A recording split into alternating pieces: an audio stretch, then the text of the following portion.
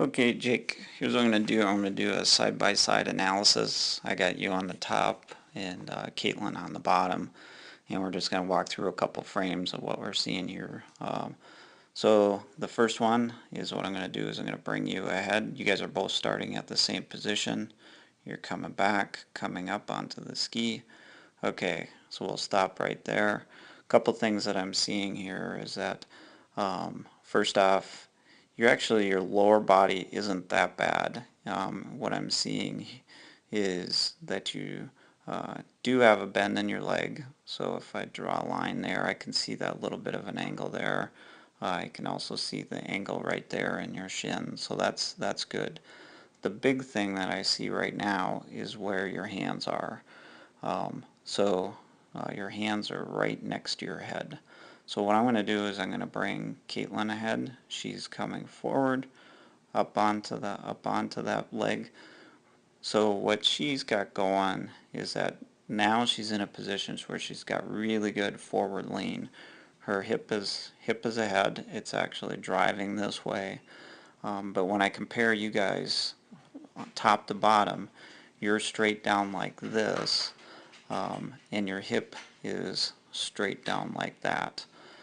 Your hip is not going forward like this as much as Caitlin is.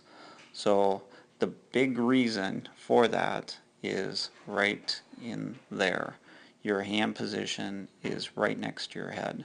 So what you need to do is you need to work on getting your hands out there, extend them out during the pulling position. So that's what you can do in the lock and load when you're doing it in front of the mirror. What that will do is that will then bring your hips forward and your whole body position so that you'll get into a point where you're actually leaning rather than just being straight up and down right now. Okay, so we'll keep going a little bit far. Okay, now what ends up happening here is that when you go at this point, okay, both of you guys are, this is just the compression phase of it, but you can see your hips are way behind in comparison to Caitlin's. Caitlin's hip is pretty much right over her foot. Your foot is up here, and look how much of a difference there is. So it's way behind at that point. So it starts, the main thing, it starts with where your hand position is. So going right back to there, right here, you need to extend those hands out, and we'll start from there. Besides that, it looks pretty good. We'll keep working on that.